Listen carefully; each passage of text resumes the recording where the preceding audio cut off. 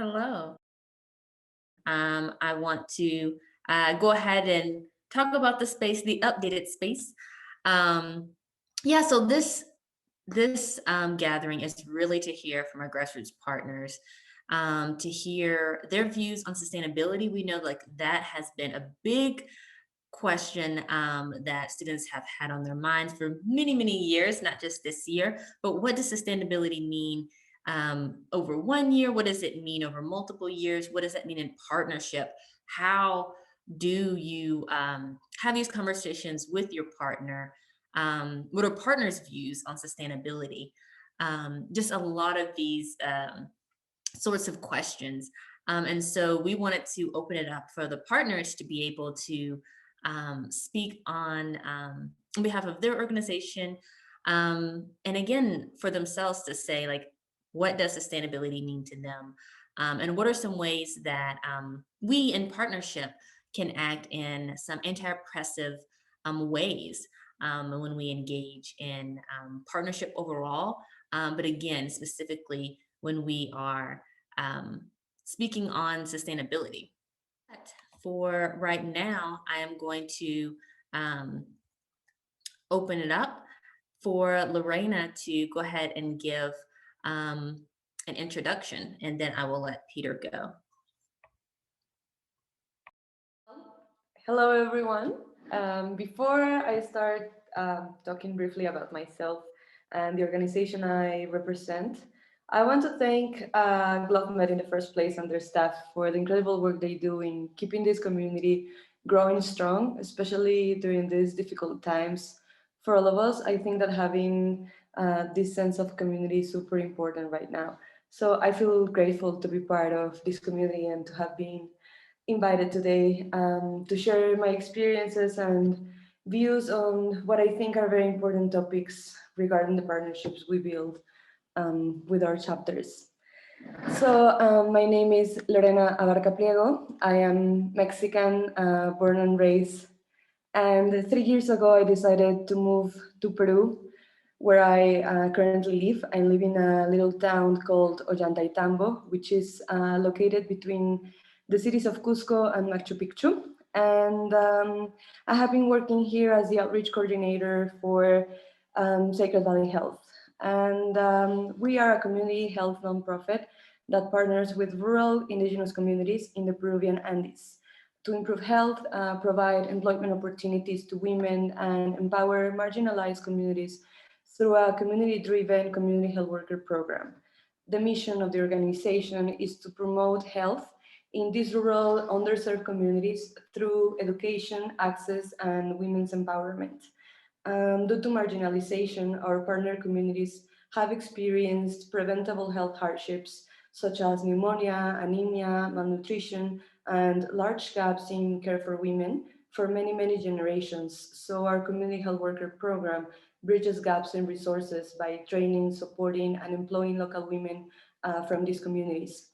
At Sacred Valley Health, we practice equal partnerships with these communities where they are central in developing programming to address the health disparities that they live in ways that best fit the community and taking into consideration the available resources that they have. So this has enabled us to create a program that is sustainable and culturally competent.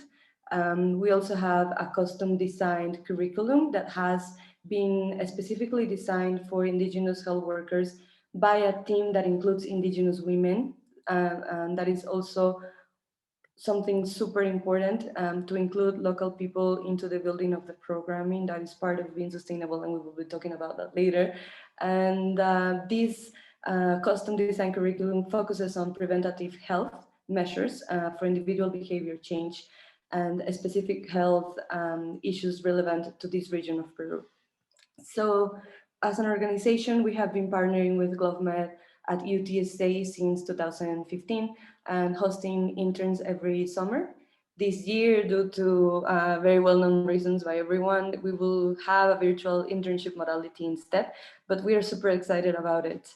And so thank you for having me here. I hope you find the information that me and Peter will be sharing with you today useful and relevant. Thank you so much, Lorena, for going into, yes, that detail about how you joined the organization. And again, like that community-centered focused view of the work that you do with the communities. Our goal is always to like mirror our practices and all the different ways that we engage in the world, and to hear that happening with, in our partner communities. And then we hope to do that similarly at headquarters, again, like this space, like really listening to our partners, and letting you all lead these conversations is just so key. All right. So with that, I want to pass it over to Peter Wandera for you to give an introduction. Thank you very much. In the first place, I want to thank our moderator, Indiana, and the entire team for hosting us today. It's a great honor and pleasure to have you today. My name is Peter Wandera. First of all, I take this opportunity to thank the GlobeMed headquarters for organizing this wonderful space, or rather platform, to allow us to share on the issues of our partnership. Also, in a very special way, I want to thank our students of different universities under the GlobeMed umbrella for being very, very committed and very innovative in pushing forward our partnership. Today, I'm representing my organization, Mpoma Community HIV/AIDS Initiative. I'm a social worker concentrating in community development. I've done this for the last 12 years in the area of WASH, where we increase access to clean and safe water to these vulnerable communities in Namasab County, Mukono District, Uganda. And working with the students, they have really helped us to achieve our vision, to meet our expectations as far as increasing access to clean and safe water, improving on sanitation and hygiene practices in households. And this has greatly contributed to improve the health practices in our rural communities. Since 2014, that we started working with the students. So there are so many things that we have achieved, but because of the time allocated for us to introduce ourselves, I think as we continue to discuss, I'll touch more issues. Thank you very much for hosting us today.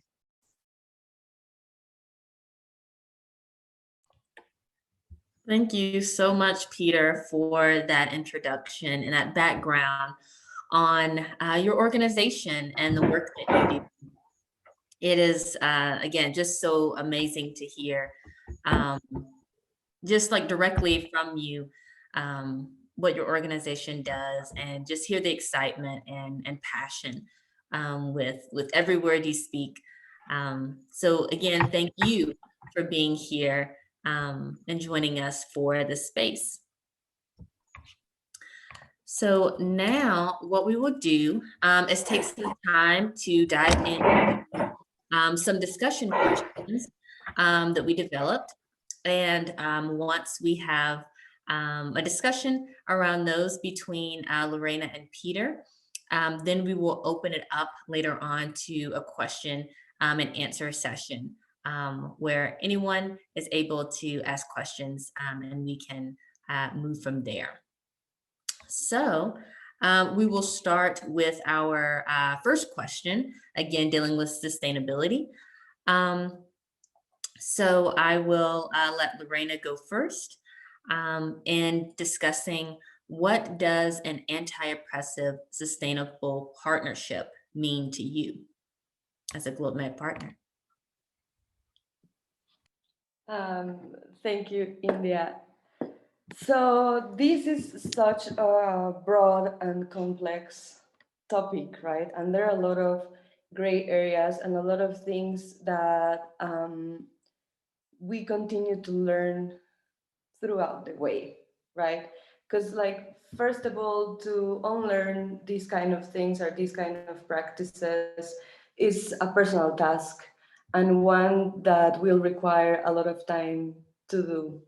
And first, when I was thinking about what I wanted to share with you, the first thing that came into my mind is how we as a society are very afraid of naming difficult things, right? We tend to, or at least that's how I feel, we tend to sugarcoat things a lot because there are a lot of things happening, a lot of difficult circumstances going on in different places in the world that are very difficult to accept and to recognize. So for me, the first thing in order to be able to build a truly anti-oppressive and sustainable partnership is to recognize that there is an imbalance of power between different groups of people, including partnerships, right? And there is very likely that one of the parties within a partnership will hold more power than the other.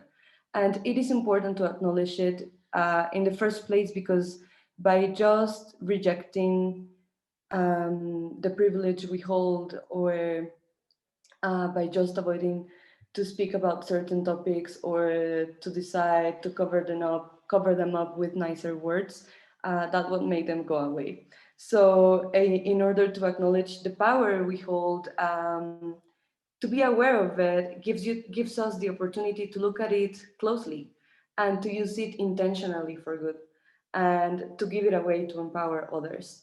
And I would like to stop here a little bit just to make a quick note about why I think something that I think is very important, and it's a difference between intention and impact.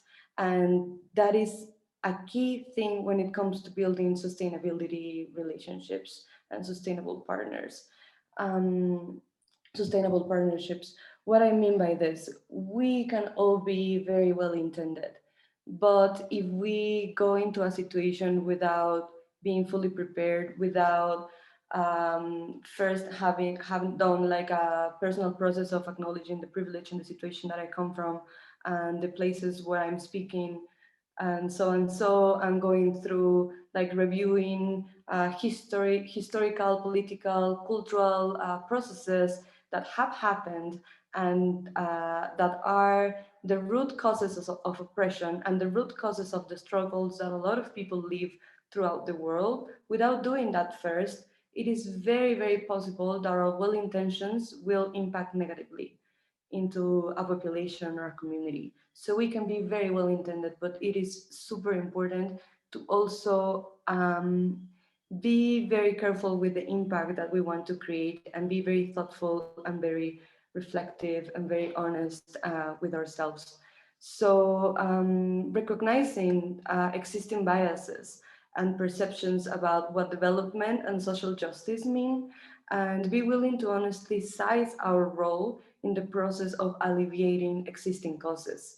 In simpler terms, believing that anyone can save someone comes from a place of naivety, superiority, even judgment at times, and it reinforces the idea of certain populations just being incapable of addressing their own struggles and to being passively waiting to be rescued, which is just not the case.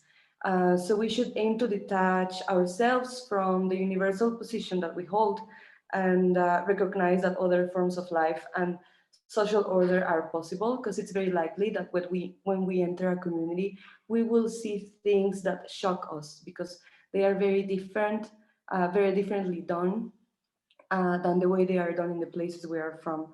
So just knowing this, having this mindset when entering a new world, when entering a new community, and detaching ourselves from like holding the universal answers, right? And be willing to also learn from the community, to ask what they need, and to be willing to use the power and the privilege we have to truly impact in a positive way the community that we want to build a partnership with, right? So it's their needs. They know their needs better than we do.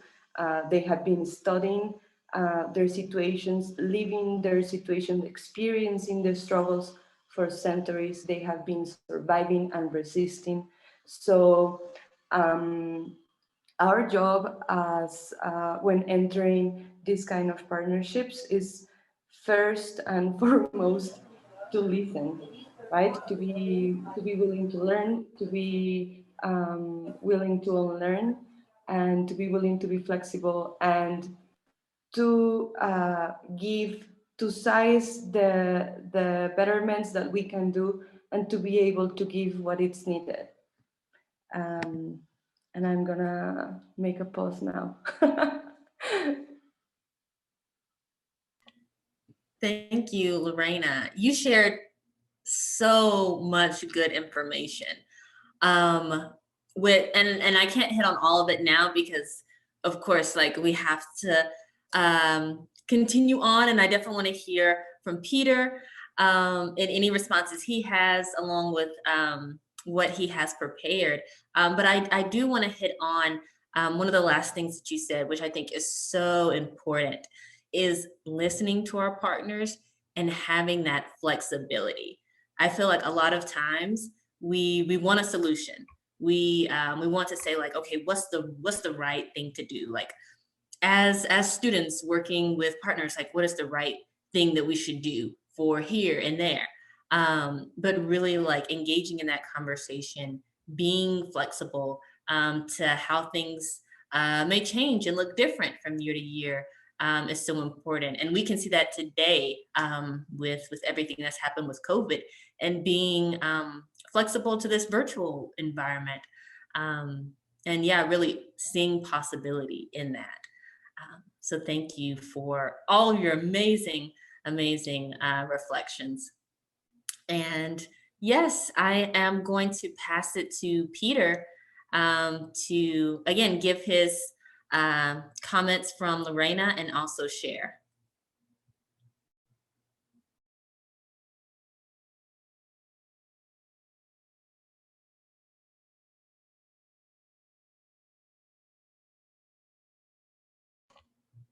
Oh, we're not able to hear you, Peter. Oh, I don't think you have unmuted.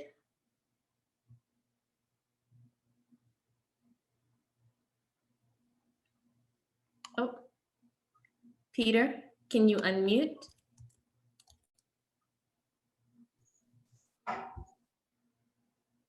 Oh. Hello, can you hear me now? Yes, we can. Yeah, I was like, I do appreciate my colleague Lorena said. I just make one comment on what he said, the issue of flexibility. Flexibility is a key principle when interacting with one another, because at times situations may be tough and you happen to have a lot of tasks and we are dealing with young people. These university students, sometimes some of them are young, but they are very knowledgeable and there are issues they want to achieve. They have objectives.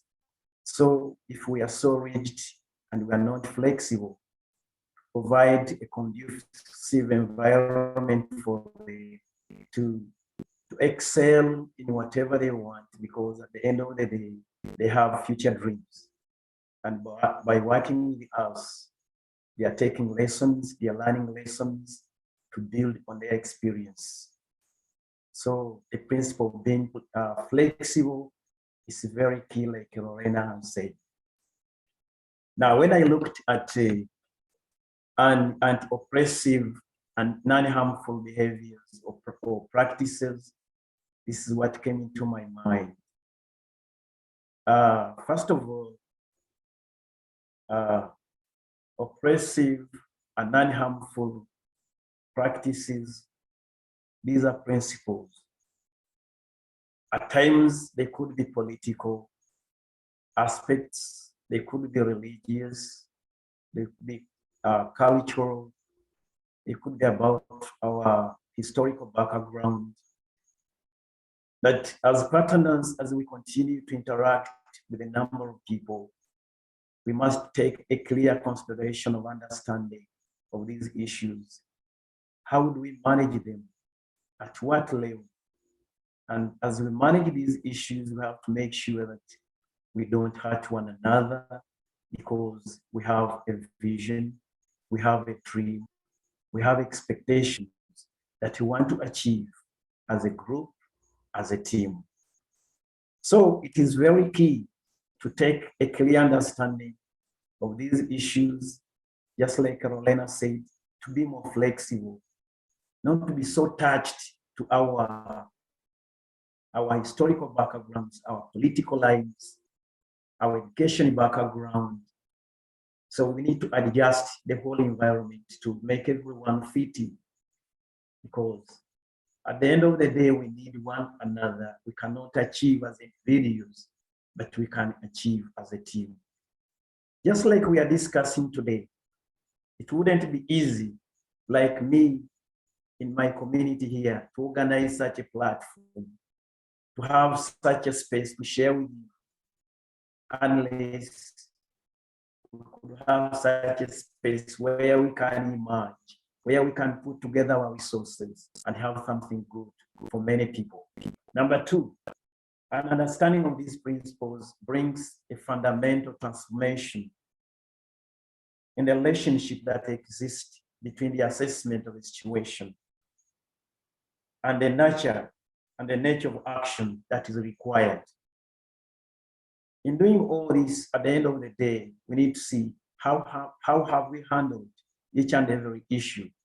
That could be a barrier, that could be a hurdle, that could be a challenge amidst with our partners. We need to take it with a critical eye, with a critical understanding, because we are humans and we need to live in a better environment where all of us, we do need each other.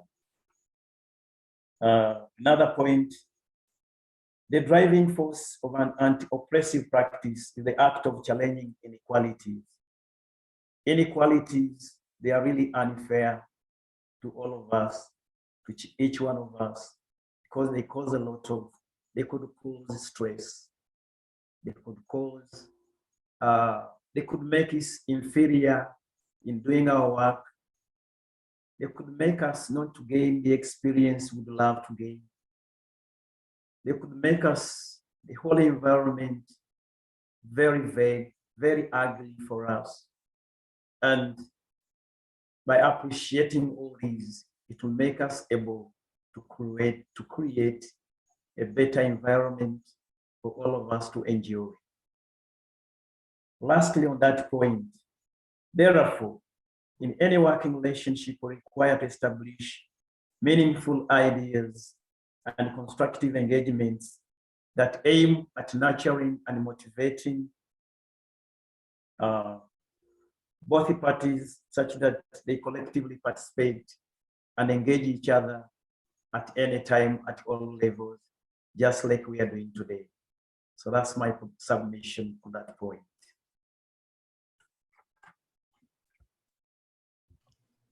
Thank you so much, Peter.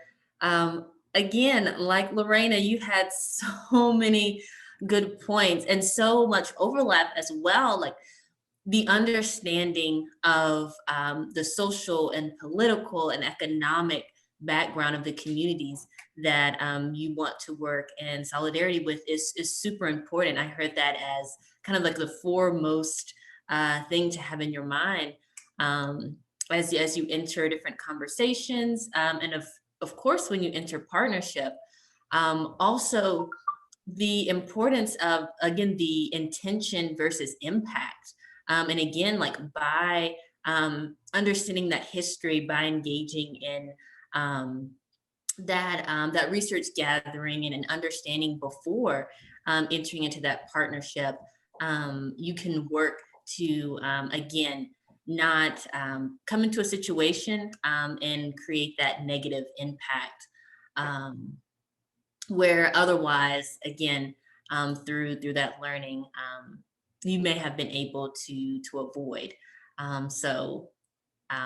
Thank you both for sharing on that. I will go ahead and move on to the next question. But again, I just want everyone in here, I hope everyone's taking notes, because there's so many good things, and I'm gonna try to summarize some key points, but there's gonna definitely be a lot more that they're both sharing that is really some key takeaways for you to think about in your own partnership. So the next question is, what are ways students and partners can engage in anti-oppressive practices during these conversations regarding sustainability? And again, I'll let Lorena start us off. Thank you, India, and thank you, Peter, for what you shared. Super interesting to hear what you have to say about it, and I'm so happy to be here learning with you.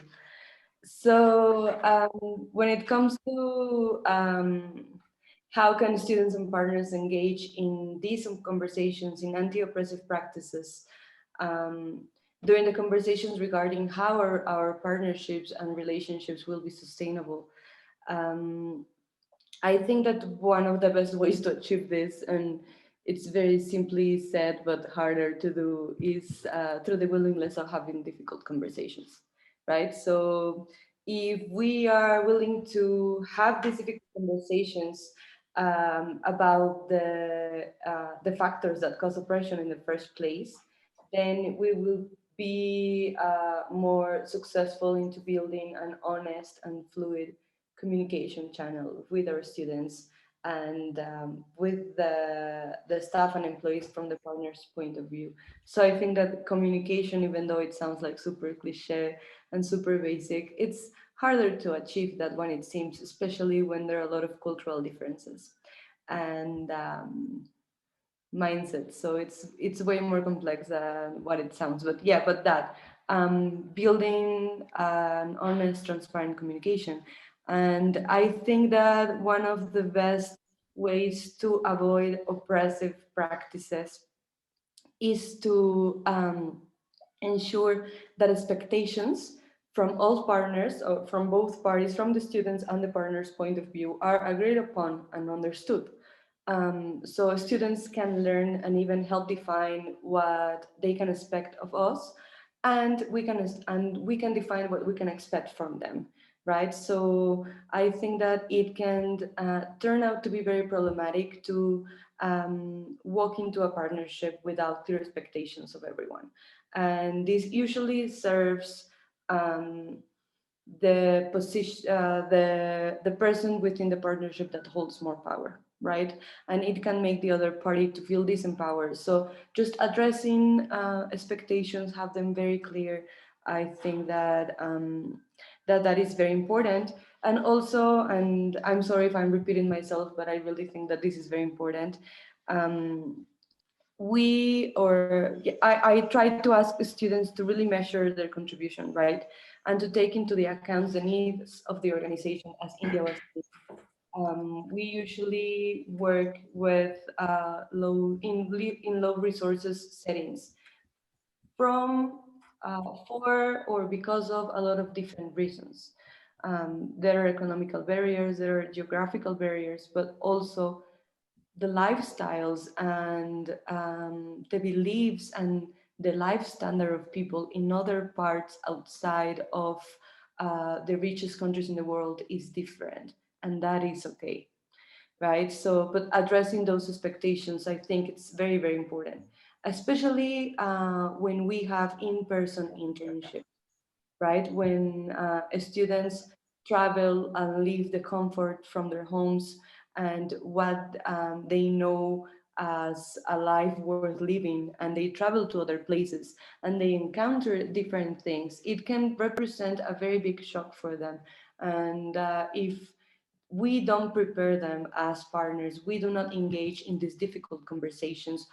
Also, within these conversations, I think it's important that us as a partners always highlight the assets of the communities, the territories, the populations where we work, right? Instead of just reinforcing the struggles and the barriers that exist, there are also a lot of beautiful things and positive things that we could be talking about and highlighting in our narratives when speaking with students. And so yeah, and also like measure their contribution and take the organization needs before the personal ideas that they might have, right? Or the wishes they might have. We understand why it's so appealing to do an internship with an organization that works abroad, that works in addressing very serious problems that have our works are usually super interesting. So I see all that and I see why it's very appealing. And we love to collaborate with students to have like a clear pair of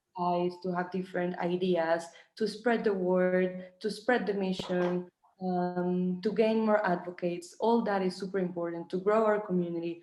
But it's also very important to do it in a sustainable and anti-oppressive way. And in order to achieve that, I would say that communication is key, and addressing expectations, as I just explained, which is part of having a good, clear, and honest communication.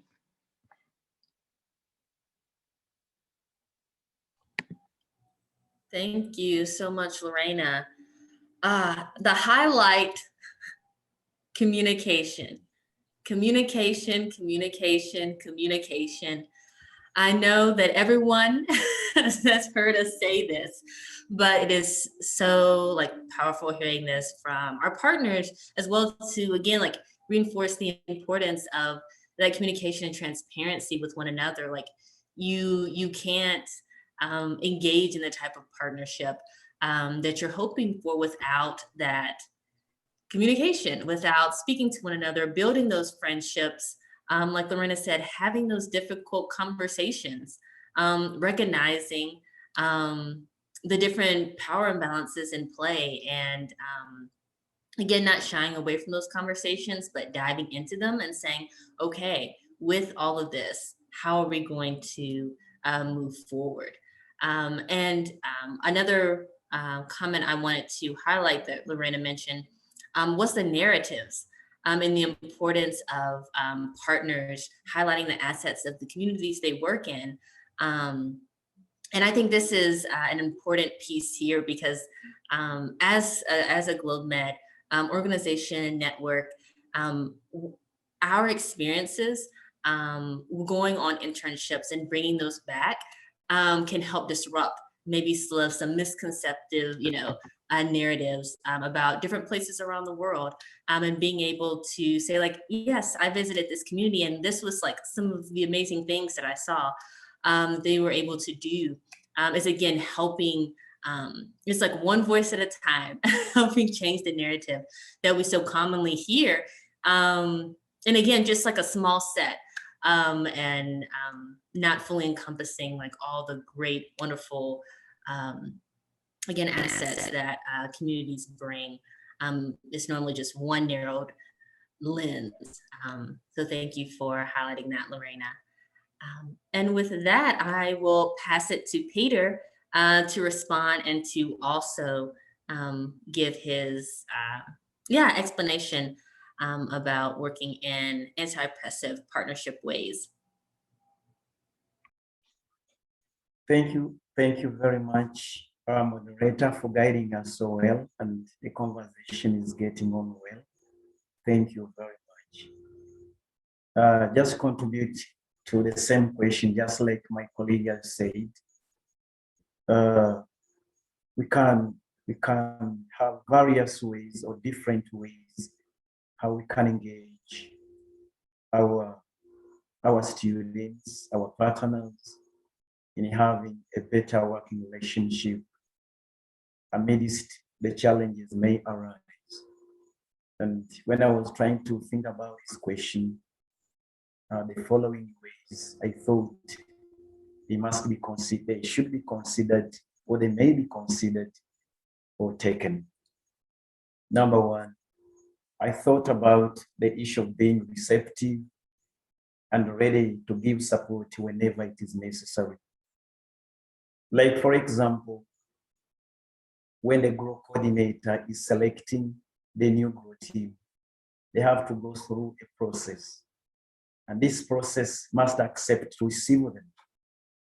And we must be ready to support them.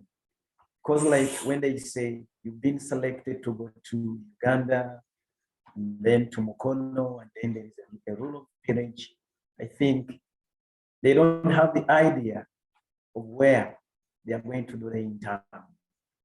But by showing the spirit of being receptive and being ready to support them, they get the courage, they get motivated, and begin to think where they are going to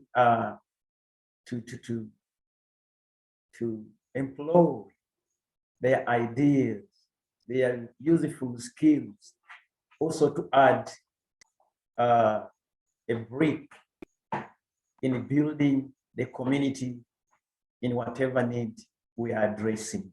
So that is key. It prepares their mind and begin to focus where they are going to be placed during the summer. And then number two, by conducting regular meetings to discuss any arising issues in an oppressive manner. In case an issue arises, can you provide space? Can you give them room to share with them and draw a conclusive discussion about the arising issue? Giving them space to get their feelings, it is also very key. They feel valued. Like earlier on, Lorena said, we shouldn't be judgmental to one another.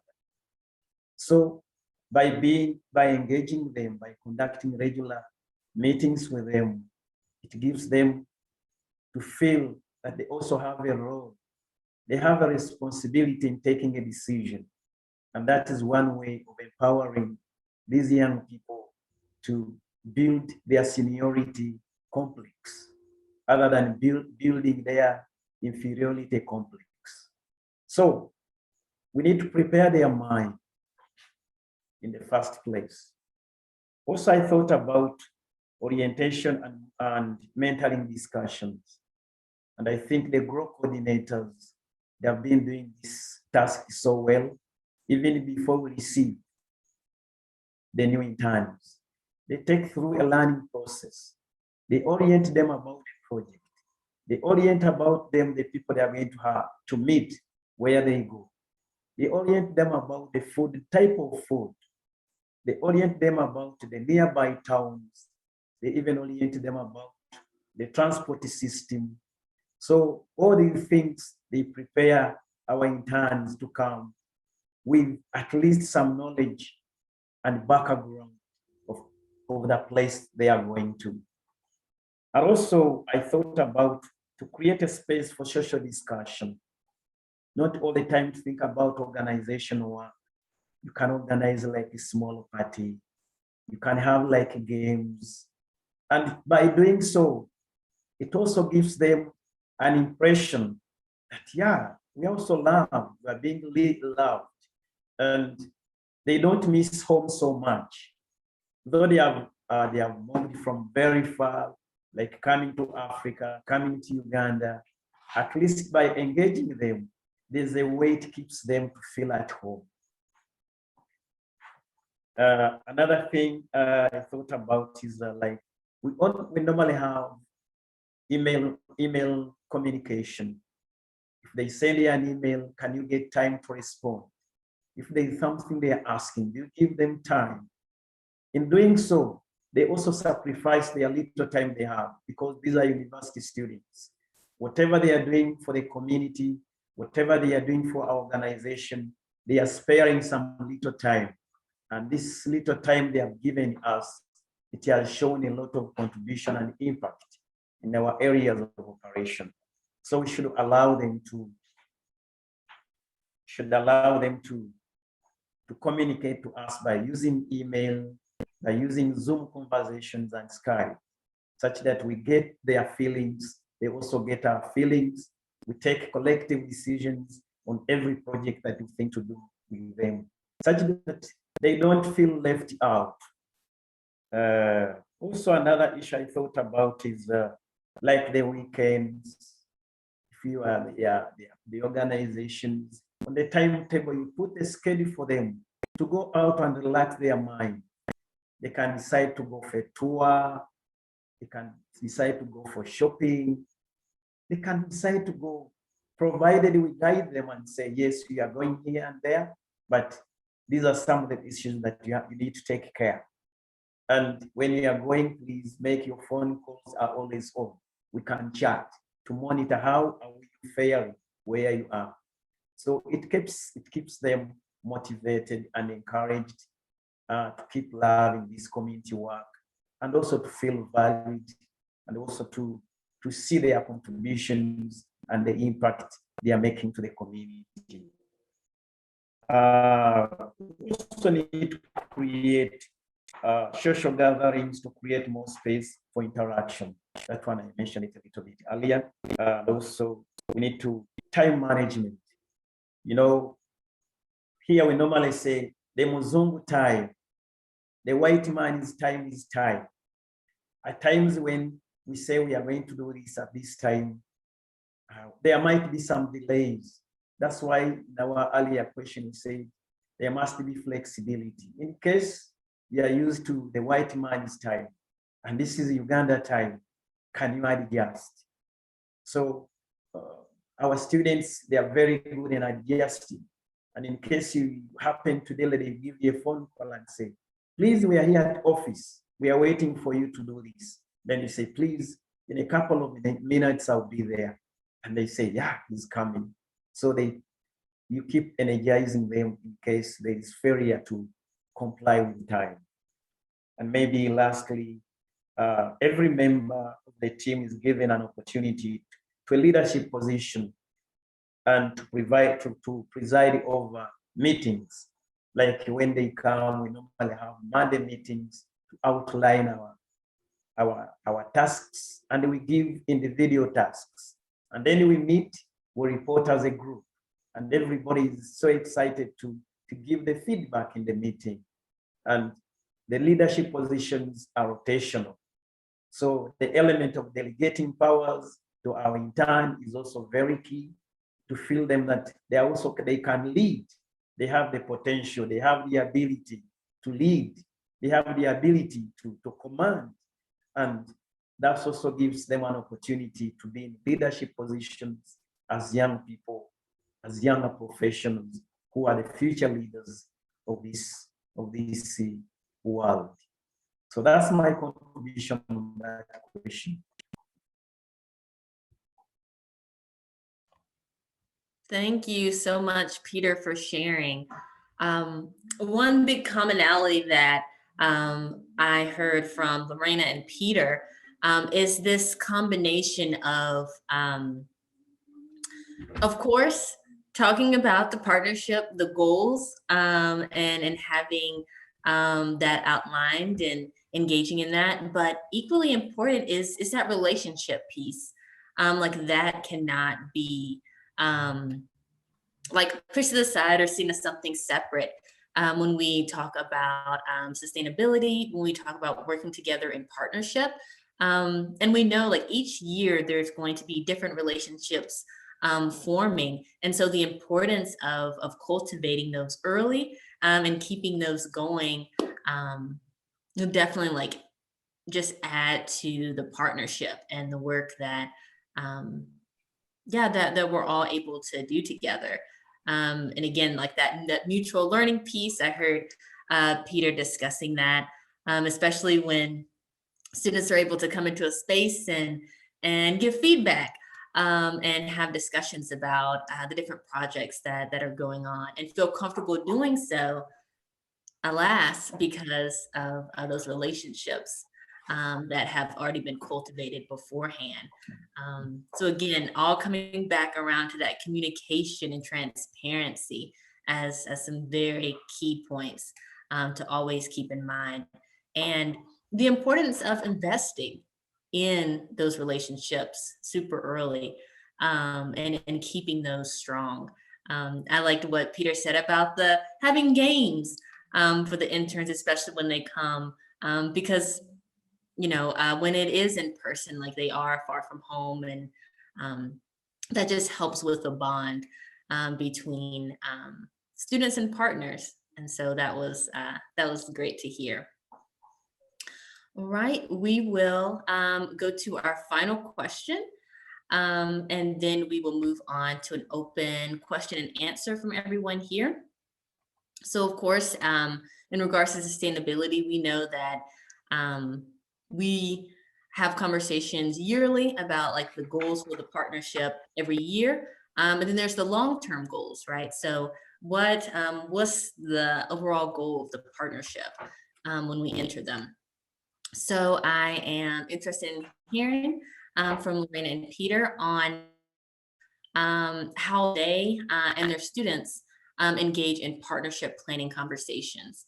And this, you can give your experiences from just what 1 year looks like, what multiple years look like, and then the practices that you have found beneficial. So with that, I will pass it to Lorena. Should I start? Yes, go ahead. Okay. Yeah, so first I would like to say something here that I wonder if you would agree with me. But I feel like a huge part of this, it's on us as partners, like on being open, on gaining trust, students trust and things like that. But it also depends a lot on the students we have. And each year it's different. Each year the internship it's different, because you would be amazed, or if you have worked with group before, you might be aware of this, how dramatically a dynamic can change on the people who are participating at the time. So that being said, some years is easier than others to engage in planning conversations, because some chapter leaders are more interested than others, and I'm sure there are also other reasons. Maybe some of them have more free time to do so, right, or are more committed, etc. But leaving that aside, in general, I would say the practice that has turned out to be very beneficial for me is to try to have as many conversations as I can with them about the work we do, the methodology we use, the reasons why we do what we do, and why we do it, how we do it.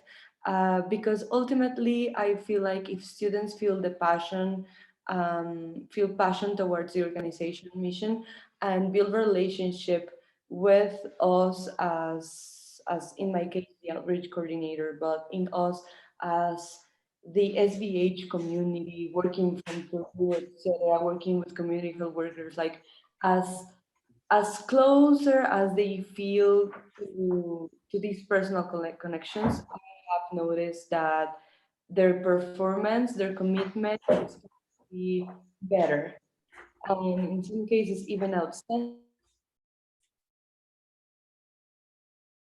They get to a point where they get to understand better um, the context under where we work, the barriers, the struggles, but also, as we were saying before, the assets and the positives, that it just creates a beautiful relationship of mutual collaboration and respect, like a true partnership, right? So that would be my recommendation if there are any partners here or students, chapter leaders among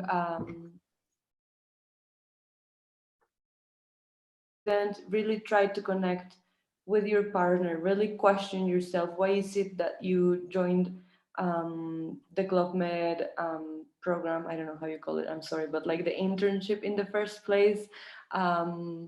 Question your reasons, revalue your reasons constantly, and be willing to fully participate and engage with the partner that you have been allocated with, because we partners really need this, really need your collaboration, really need more hands-on and more ideas and more people with good intentions, but also aware of the impact they are creating. And so there are also two practices that we follow here at the office, Take Valley Health. And those are that we work with under a community participatory approach and a sustainable staff model. And those two methodologies are two of the main pillars of our work and are or were built precisely with the intention of creating equal partnerships with the communities that we serve here in Peru. So these methods of communication, then, and as I said, should be transparent and honest and respectful. I try to take into my practice when building relationships with my partnership in with other partnerships that the organization has. So that would be it.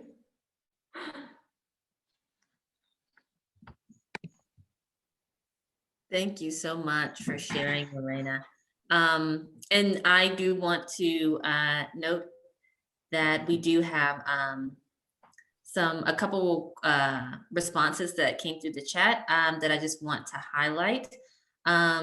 This was from Priya saying that, Lorena, I love that you brought this up, that the dynamic can shift significantly from year to year based on the relationship, energy, passion, and self-work of the students involved. And she was remembering when she was a student, she was thinking, well, this relationship has already been built, rather than seeing myself as an active part of building, maintaining my partnership. And this is a good reminder that the partnership is always evolving. So I think that's an important piece to highlight. Again, that every year we're building relationships by nature of our organizational structure. Like we have students coming in every year. And on the partners end as well, like sometimes, individuals that work with a partner organization go to work at a different partner organization. So we're building new relationships with the individuals at the organization as well. So it's important to see that yearly processes, again, continuing on to keep those strong relationships as you plan on what to do for that year, and know that even if we don't say it all the time, like an understated, but it should be always stated, long-term goal is just to keep those relationships strong and to just get to know one another. So all the GROW members here, like you are contributing to the overall relationship building of your partnership. And it's important to be able to take those experiences, get those connections, and be able to pass along your experiences and reflections to the next round of GROW members for next year, and just how important that is in doing so. So now I want to open it up for Peter for responses. And before you do that, I saw Lorena unmuting herself. Is there anything else you wanted to say? Yes, thank you for that catch. No, that was a mistake, but maybe later if you want on the Q&A part of the session, we can address a little bit more of this, because I'm also super interested in knowing the student's point of view, and I think that the insight that you shared with us, Priya, where you felt like the relationship had already been built and it wasn't your responsibility anymore, I think that's very deep, and that is something that I can work with. So thank you. I will mute myself now. Thank you. Peter? Yeah, Lorena, thank you so much for those submissions. It has been a wonderful revelation to this platform. Thank you so much. When I thought about this question, how would you engage partnership planning conversation? I thought about our living document, which is the PFA Partnership Action Framework. And this is the guiding tool that all that we are sharing today is entitled, and it has a number of sections that defines every issue that we expect to do as partners. And by sharing the partnership action framework, that's the starting point of our conversation. Because every section we take time to read, discuss. If they are to make changes, we make collective changes with the students. And everybody, if they are questions to ask, they ask in a more detailed way. By the time we come up, we say we are going to do this at this time, in this place, everybody is aware. So the continuity of reviewing the partnership action framework to me is very important, because this is a mutual living document that highlights our expectations, our objectives, and it has done for us very well over the years. Number two, during planning conversations, we hold regular scheduled conversations by Skype or by Zoom. So when the students leave and come back to the US, there is a scheduled time, and it is also stipulated in the partnership action framework, such that we don't just call each other abruptly, but it is planned. Everybody knows. In a couple of 2 weeks, I have a Skype call, I have a Zoom call, or I have a landline call. And these are various options that we do provide in case there are communication problems. If you try this one, it fails, then you try another option. So it has made our conversations more live with the students to date. Another point is each year the group coordinator will receive information of the newly elected students. And like I said earlier, the GROW coordinator, when they elect new interns, there's a process he takes them. And like soon in April this year, we are having a conversation with the new team. And that is Saturday, this coming Saturday after tomorrow. I have a Skype call, or it will be a Zoom with the new elected interns. So that is the starting point, that conversations are very key, because out of these conversations, you share a number of issues. And if you were to make a conclusion, you make a collective conclusion. Another point is when the students are on site, we conduct staff meeting every Monday purposely to outline specific tasks in the week and how to handle each task. It also creates a lot of conversations, because after the meeting, you have said you are going to do this, but you need other people to come on board to help you and overcome and work on the task given. So it creates a number of conversations throughout their summertime here, and even when they come back, it continues.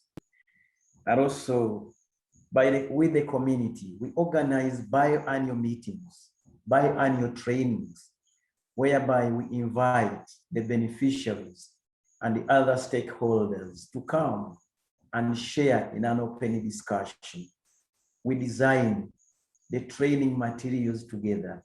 We develop the content together with the students. And each student, we partner and say, you'll be the facilitator and you'll be co-facilitating with so and so. So there have been live conversations and they feel so happy pairing up. The one is a facilitator, the other one is a co-facilitator. And it has given us a wonderful platform in terms of connection, in terms of engaging and creating more community awareness about our programs, and also building increasingly community participation and involvement. And this answers the question of sustainability. If you empower the community with the knowledge and the skills and basic information given to them. Even if we say, yes, we have done our part, they are able to carry on the project because they have been given the required knowledge, the required skills and practices to push forward the program. And lastly, we also organize timely conversations with the staff, with other staff members, and basically with our students at school. When the GROW interns come, we leave them to have open discussions with the students. And as they interact with the students, they get a lot of information. And like when they do the sanitary pad project, they engage the girls. They get to know, they get to understand the problems of a girl child in a poor rural society. And on one-to-one conversations, you may hear an issue coming in a staff meeting and say, yes, the girls are having this issue. And if we are planning, please, we need to work on this issue because we want to support the girl child education. If the issues of a girl child are not addressed, then the future of a girl child is negatively impacted. So each and every day when they interact, they come up with positive ideas, how we can support both the girls, both the boys and the girls in terms of solving their issues. So that has been very key. I've also witnessed the issue of team building. You cannot do a lot when you are in isolation. You need to build a team, being able to build the teams. And these teams, they have been so wonderful. They have done a very good job. Every team, when it comes, it gives a good report. And by working together, we have mastered a number of successes in our community. Yeah.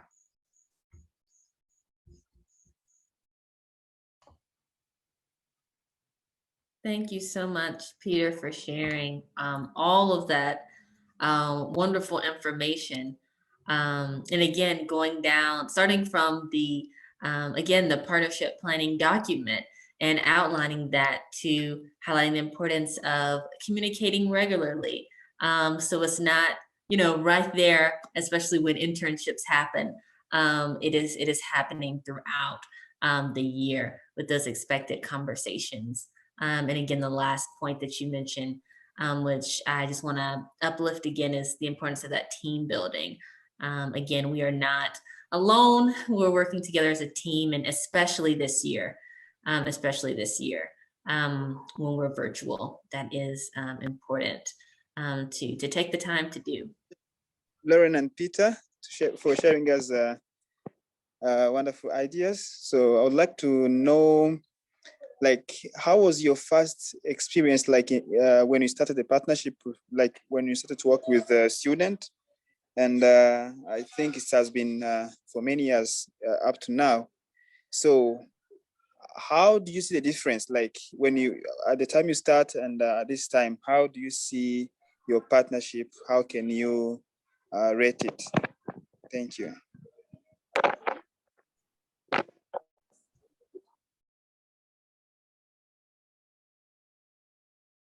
That's a question for Peter, right? Or for me? I'm sorry, I missed that. For both of you, I need to know, like, at the time you start to work with student, and at this time, how do you see the difference? And if there was an improvement, or if there was a change, you can share with us. Well, if you don't mind, Peter, I can answer first. Yes, so, to be completely honest, I have improved a lot.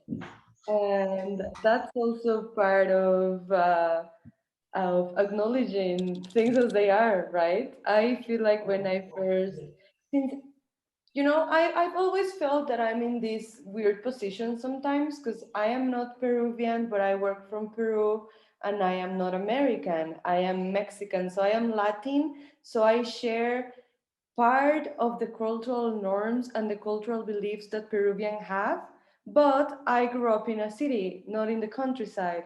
So I have always felt like a bridge between what the organization needs and how they see things working with the communities, etc., and the relationship we have with foreign partnerships, like the one we have with GlobeMed. And I feel like I have grown so much in understanding the differences, the details, because there are a lot of details in the like the human interaction that you um, really need to pay attention to in order to understand. So I feel like I have gotten way better. Also, like I have put in place a lot of systems that work and that make my work easier.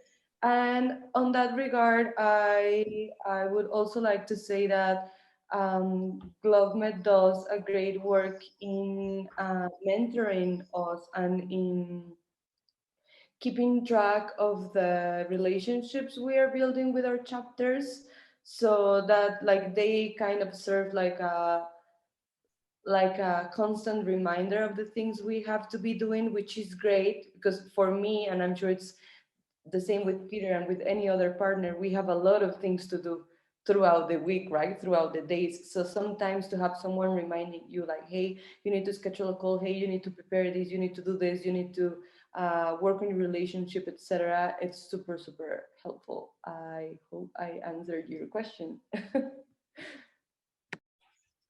Okay, let me also add my voice to Lorena. Is that okay?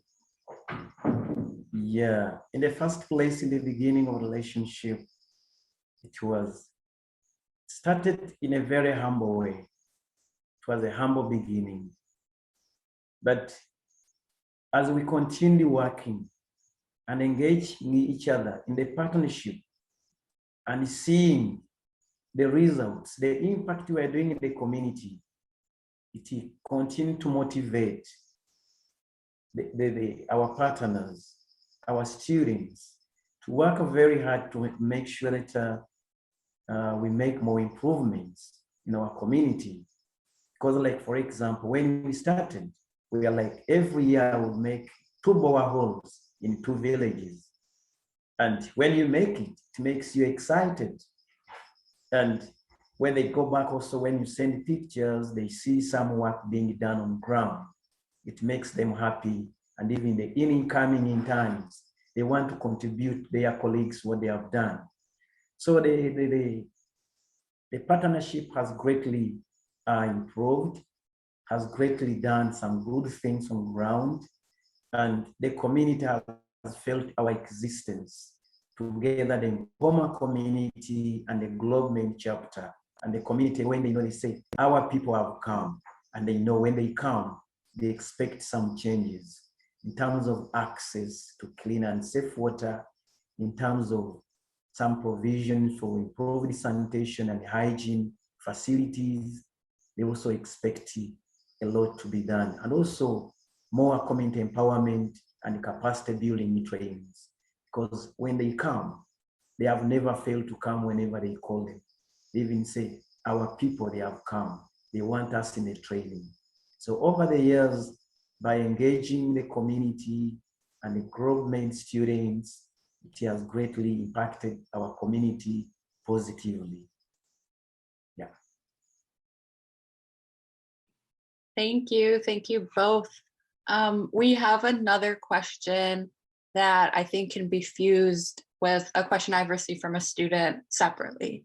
So the last question that we have today comes from the GlobeMed chapter at Denver University. And they're asking, what is one piece of advice when it comes to being more communicative with partners and communicating more with you? And I'm fusing that with a question from different students who have partners in countries that are experiencing different political events, weather events, things that are stopping their communication with their partners, and what to do then. So if either of you don't mind sharing how communication is important to you, what do you do when you need space? what is something you look for students when they want to communicate more with you, and any advice you have for them? Peter, I would let you go first because I feel bad that I've been speaking Okay. on the first place. One thing I would like to share on that question is at times we need to have powerful internet connectivity. And I think when we happen to get powerful internet connectivity in our locations, that will create space, will give us an opportunity to communicate with our students more. But like here at my place here, the kind of gadgets I use, they are not so powerful. And I also do appreciate that the headquarters present today, we are organizing for some funding for us to have improved internet connection. And that is a wonderful opportunity for us. You have done it with a lot of consideration to break out this barrier. Because when the flow of information from one side to another ceases, then we don't see the continuity, because there are a lot of issues that we may need to discuss on a particular time. And once we miss out, it means we are losing a lot. So the students, the partners and students and the GlobeMed headquarters, we need to come together and find better ways how we can secure good internet equipment for better communication with our students. Thank you very much.